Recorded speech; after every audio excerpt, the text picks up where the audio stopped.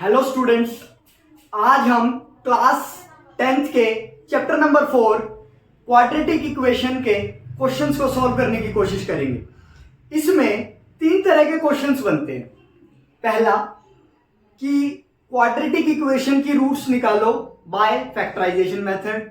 दूसरा, quadratic equation को solve करो बाय क्वाड्रेटिक फॉर्मूला से।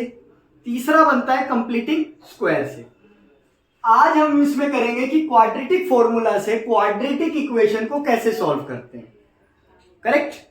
तो आपको सबसे पहले क्वाड्रेटिक इक्वेशन की नॉलेज होनी चाहिए कि क्वाड्रेटिक इक्वेशन कहते किसे हैं। क्वाड्रेटिक इक्वेशन, यदि कोई equation ax square plus bx plus c equals to 0 अगर इस स्टैंडर्ड फॉर्म में गिवन है तो वो कहलाएगी क्वाड्रेटिक इक्वेशन। ए कोई भी मैथमेटिकल नंबर हो सकता है, बी कोई भी मैथमेटिकल नंबर हो सकता है, सी कोई भी मैथमेटिकल नंबर हो सकता है। अब आपको जो इसमें क्वेश्चन बनता है, क्वाड्रेटिक फॉर्मूला से फाइंड रूट्स करो। करेक्ट। अब इससे बोर्ड में, चाहे वो सीबीएसई बोर्ड हो, हरियाणा बोर्ड हो, यूपी, कोई भी स्टेट बोर्ड हो, एक क्वेश्चन इससे बनता ही बनता है। तो ये सीखना आपके लिए बहुत जरूरी है। अगर मैं बात करूं कि क्वाड्रेटिक फॉर्मूला, तो सबसे पहले आपको फॉर्मूला पता होना चाहिए कि क्वाड्रेटिक फॉर्मूला क्या होता है। x equals to minus B plus minus under root D upon 2a। कई बार इसमें अगर प्लस माइनस है तो आप ऐसे समझ सकते हैं कि एक बार तो ये पॉजिटिव है और एक बार नेगेटिव है। अब आप कहेंगे सर ये आपने डी क्या लिख दिया। डी बच्चे आपका डिस्क्रिमिनेंट होता है। क्या होता है? डिस्क्रिमिनेंट। क्या होता है? डिस्क्रिमिनेंट। डी आपका डिस्क्रिमिनेंट होता है जिसकी वैल्यू होती है B square minus 4ac। D की वैल्यू क्या होती है? B square minus 4ac। अब बी आपका एक्स के साथ वाला होता है, ए आपका एक्स स्क्वायर के साथ वाला होता है और सी आपका कांस्टेंट टर्म होती है। अगर कोई नंबर उधर है, मान लो अगर मैंने इक्वेशन लिखी कि 6x square plus 3x equals to 5, तो आपको 5 पहले इधर लाना पड़ेगा। करेक्ट। तभी वो एक स्टैंडर्ड फॉर्म बनेगी। अगर कई बार इस d की जगह b minus B plus under root B square minus 4ac लिख देते हैं। बच्चे कोई दिक्कत नहीं है, चाहे d लिखे या d की जगह उसकी वैल्यू लिखे बी स्क्वायर माइनस 4ac, बात एक ही है, घबराना नहीं है। ठीक है। इसको ऐसे कर सकते हैं कि minus B minus under root B square minus 4ac upon 2a। अब इसमें आपको ध्यान रखने वाली एक बात यह है कि अगर तीन कंडीशन इसमें पड़ती हैं। पहली, अगर d की वैल्यू 0 से बड़ी आ जाए। क्या मतलब? d की वैल्यू 0 से बड़ी आ जाए, इसका कहने का मतलब यह है कि d की वैल्यू कोई भी पॉजिटिव नंबर हो सकता है, 1 2 3 4, कोई भी पॉजिटिव नंबर। अगर d की वैल्यू 0 से बड़ी होगी, मतलब अगर नंबर लाइन देखो आप, ये 0, ये प्लस का x, ये माइनस का x, तो यहां 1 2 3 4 आगे चलता जाएगा। अगर d की वैल्यू कोई भी पॉजिटिव नंबर आता है तो 2 डिस्टिंक्ट रियल रूट्स होंगे। मतलब जो x की वैल्यू आएगी वो दो अलग अलग आएगी। बात समझ आ रही है? और 2x की वैल्यू क्यों आएगी? क्योंकि मैक्सिमम पावर क्वाड्रेटिक इक्वेशन में 2 होती है। मैक्सिमम पावर या मैक्सिमम डिग्री जितनी की किसी इक्वेशन की होती है, उतने ही उसके नंबर ऑफ सॉल्यूशंस निकल सकते हैं, उसकी उतनी वैल्यू निकल सकती है। तो अगर d 0 से बड़ा है तो उसकी दो अलग अलग वैल्यूज आएंगी। नंबर 2, अगर d की वैल्यू 0 है, अगर आपका discriminant B square minus 4ac solve करने के बाद अगर 0 के बराबर आ जाता है तो आप इस बात से यह समझेंगे कि इक्वल रूट्स निकलेंगे। क्या मतलब? जो x की वैल्यू आएगी या y की वैल्यू आएगी क्वाड्रेटिक इक्वेशन को सॉल्व करने के बाद उसकी वैल्यू आएगी, वो दोनों ही वैल्यू इक्वल होंगी। कहने का मतलब अगर फॉर एग्जांपल ऐसे समझो, अगर एक x आपका 2 आया है तो दूसरा भी 2 आएगा। अगर किसी क्वाड्रेटिक इक्वेशन की अगर आपकी वैल्यू एक 5 आई है तो दूसरा भी 5 आएगा। बात आ रही है समझ में? इक्वल रूट्स का कहने का मतलब है कि वैल्यूज इक्वल आएंगी। और तीसरी बात ये कह रहा है कि अगर d 0 से छोटा हो जाए, छोटा कब होगा? जब नेगेटिव होगा, -1, -2, -3, मतलब d की वैल्यू नेगेटिव हो जाए। क्या हो जाए? नेगेटिव हो जाए। बात आ रही है समझ में? अगर इसकी वैल्यू नेगेटिव हो जाएगी तब क्या होगा? अगर d की वैल्यू नेगेटिव हो जाएगी तो क्या होगा? No real roots. No real roots. आप आगे क्वेश्चन को सॉल्व नहीं करेंगे। कितना ही बड़ा क्वेश्चन हो, कितनी बड़ी क्वाड्रेटिक इक्वेशन हो, अगर d की वैल्यू नेगेटिव में आ जाए, -1, -2, -3 या कुछ भी माइनस में अगर आ जाए तो उसका सॉल्यूशन पॉसिबल नहीं होगा। इसका मतलब नो रियल रूट्स, उसके रूट्स निकलने संभव नहीं है। तो ये 3 कंडीशन आपको पता होनी चाहिए। कई बार क्वेश्चन वो बोलता है कि फाइंड रूट्स और क्वाड्रेटिक इक्वेशन दे देता है, तो मेरा आपको सजेशन ये रहेगा कि आप क्वाड्रेटिक फॉर्मूला से करो, क्योंकि कई बार फैक्टराइजेशन में वैल्यू बड़ी भारी भरकम दे देता है, जिसको देखकर बच्चे उसको फैक्टराइज नहीं कर पाते हैं। हालांकि फैक्टराइजेशन इजी मेथड है, लेकिन फिर भी कई बार नहीं कर पाते हैं। तो उस केस में आप बचने के लिए और अपने मार्क्स को पक्का करने के लिए क्वाड्रेटिक फॉर्मूला का इस्तेमाल करें। क्वाड्रेटिक फॉर्मूला जो है -b + -√d/2a, अंडर रूट की जगह b² - 4ac भी लिख सकते हैं आप। इससे करेंगे और सबसे पहले अगर आप d निकाल लेते हैं तो आपको ये एक आइडिया हो जाएगा कि आपका आंसर किस कैटेगरी में आएगा। अगर d पॉजिटिव आ रहा है तो आप समझ जाएंगे कि 2 अलग अलग वैल्यूज आएंगी। अगर d 0 के बराबर आ रहा है, डिस्क्रिमिनेंट आपका 0 के बराबर आ रहा है, तो आप समझ जाएंगे कि जो 2 वैल्यू आएंगी वो दोनों इक्वल होंगी। और अगर आपका डिस्क्रिमिनेंट यानी d नेगेटिव आ रहा है तो आप समझ जाएंगे कि आगे करने की जरूरत नहीं है क्वेश्चन को, क्योंकि इसका आंसर नो रियल रूट्स, आगे क्वेश्चन का आंसर निकालना पॉसिबल नहीं है। अब मैं आपको एक्सरसाइज 4.4 का फर्स्ट क्वेश्चन एक बार करके दिखाता हूं। एक्सरसाइज 4.4 का क्वेश्चन नंबर 1 ये कह रहा है कि find nature of roots of quadratic equation if real roots exist, find root. सबसे पहले आपको क्वेश्चन समझना बहुत जरूरी है कि क्वेश्चन हमसे डिमांड कर क्या रहा है। बच्चे अगर जब भी क्वाड्रेटिक इक्वेशन का क्वेश्चन हो और आपसे ये पूछे कि फाइंड नेचर ऑफ रूट्स, तो बच्चे वो आपसे कुछ नहीं पूछ रहा, वो आपसे पहले सीधा d पूछ रहा है कि d की वैल्यू क्या होगी।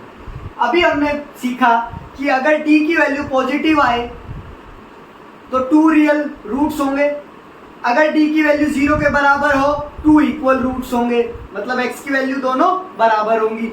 अगर d की वैल्यू नेगेटिव हो तो किसी तरह का कोई सॉल्यूशन आगे नहीं होगा, नो रियल रूट्स, वहीं पे क्वेश्चन खत्म हो जाएगा। इसका मतलब अगर नेचर पूछा जाए तो आपको नेचर निकालने के लिए d की वैल्यू निकालनी पड़ेगी। तो सबसे पहले हमारे पास एक क्वेश्चन है कि 2x² - 3x + 5 standard form of equation है, बिल्कुल है, करेक्ट। तो आप a की वैल्यू इसमें क्या है 2, b की वैल्यू क्या है -3, c की वैल्यू क्या है +5। साइन हमेशा डिजिट के पहले वाला होता है, ध्यान रखना आप लोग। ज्यादातर बच्चे गलतियां यही करते हैं। आपको ये लिखना बहुत जरूरी है, अगर आप ये लिख लेते हैं तो आप अपने लिए चीजें आसान बनाएंगे। अब d का फॉर्मूला क्या है? d का फॉर्मूला b² - 4ac, क्योंकि उसमें सबसे पहले पूछा है कि find the nature of the roots. Find nature of the roots करने के लिए d की वैल्यू निकालनी पड़ेगी, तो b² - 4ac। अब b की वैल्यू निकालनी है तो b कितना है हमारे पास -3 का स्क्वायर, करेक्ट, -4। अब इनके बीच में कोई साइन नहीं है, 4ac, इसके बीच में कोई साइन नहीं है, तो ये तीनों का रिलेशन आपस में कैसे है? ये आपस में तीनों मल्टीप्लीकेशन है। 4 इंटू ए कितना है 2, बी कितना है, सी कितना है 5, तो -3 का स्क्वायर, करेक्ट। -3 का स्क्वायर आपके लिए आसान बता देता हूं कि -3 इंटू -3, करेक्ट। जितनी पावर होती है उतनी बार वो टर्म मल्टीप्लाई होती है, तो माइनस माइनस प्लस 3 3 जा 9, तो ये कितना हो गया 9, माइनस 4 2 जा 8, 8 5 जा 40, आंसर कितना है -31, प्लस माइनस 9 प्लस का है 40 माइनस का है, प्लस माइनस डिजिट माइनस, लेकिन साइन बड़े का, बड़ा कौन है 40, 40 के आगे, अभी मैंने बताया कि साइन डिजिट के आगे वाला होता है, तो साइन किसका है नेगेटिव का, तो आप किसका लगाएंगे नेगेटिव का, तो डी की वैल्यू कितनी आई आपकी -31।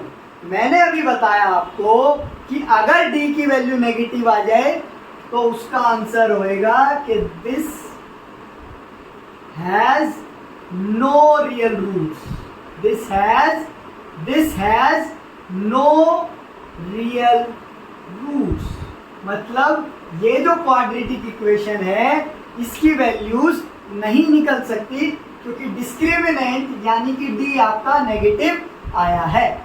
अगर ये डी की वैल्यू या तो 0 के इक्वल आ जाती या फिर पॉजिटिव आ जाती, तो फिर क्वाड्रेटिक इक्वेशन के 2 सॉल्यूशन निकल सकते हैं। इसी क्वेश्चन के नेक्स्ट पार्ट की ओर चलते हैं। सेकंड पार्ट ये कह रहा है कि 3x² minus 4 root 3x plus 4 equals to 0। Question वही है कि find nature of roots. Nature का कहने का मतलब है कि इसका इक्वल रूट्स आएगा, 2 रियल डिस्टिंक्ट रूट्स आएंगे या नो रियल रूट्स आएंगे। नेचर पूछ रहा है आपसे, तो सबसे पहले आप क्या निकालेंगे डी निकालेंगे, डी फाइंड करेंगे, मतलब डिस्क्रिमिनेंट फाइंड करेंगे।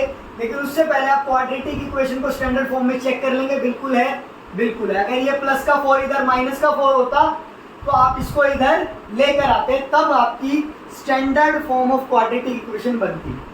सबसे पहले आप अपनी सहूलियत के लिए ए बी सी निकाल कर अलग कर लें, क्योंकि क्वेश्चन में यूज होगा और आपके लिए आसानी होगी। ए की वैल्यू है 3x, ए क्या होता है आपको मैं बता दूं कि जो x² के साथ होता है वो आपका a होता है, और b आपका x के साथ वाली जो टर्म होती है वो होती है। अब उसके साथ आपको साइन भी लेना पड़ेगा, -4 रूट 3, और c आपका प्लस का 4, करेक्ट। अब d की वैल्यू निकालनी है तो क्या लिखेंगे आप, b² माइनस 4ac, यही होगा। d का फॉर्मूला क्या है हमारे पास, b² माइनस 4ac, तो b की जगह b की वैल्यू डालेंगे -4 रूट 3 का स्क्वायर, -4 इंटू a और c आपस में नेगेटिव है, 4 भी नेगेटिव, a और c आपस में मल्टीप्लाई में है, 4 आपका भी मल्टीप्लाई में है, तो -a कितना हो गया 3, c कितना हो गया 4। अब इसको सॉल्व करने का एक तरीका बताता हूं कि -4 रूट 3 का स्क्वायर, बच्चे ये कहने का मतलब है ऐसे, ये बात याद रखना कि रूट की वैल्यू के साथ मल्टीप्लाई होगी, करेक्ट।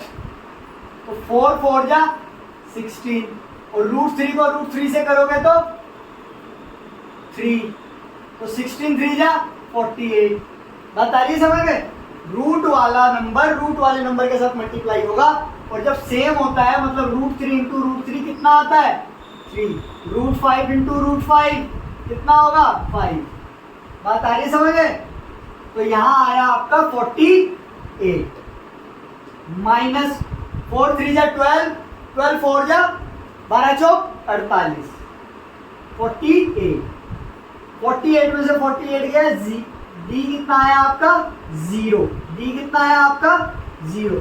जब आपका डी 0 आ गया तो कहने का क्या मतलब है कि इसकी कितनी वैल्यू होंगी, 2 इक्वल रूट्स होंगे, मतलब इट हैज 2 इक्वल रूट्स। इसकी वैल्यू कितनी होंगी, x की कितनी वैल्यू आएंगी 2 वैल्यू। अब इसको आगे मैं यहां सॉल्व करता हूं, x की वैल्यू निकलेगी, बिल्कुल निकलेगी, क्योंकि अगर d नेगेटिव होता तब इसकी वैल्यू नहीं निकल पाती। अब minus B plus minus under root D upon 2a। D की जगह आप पूरा formula B square minus 4ac भी लिख सकते हैं, क्योंकि हमने पहले ही सॉल्व कर लिया तो हम अंडर रूट डी लिख देते हैं, आसान रहेगा। Minus B plus minus root D की वैल्यू कितनी है, डी की वैल्यू कितनी है 0, 2a।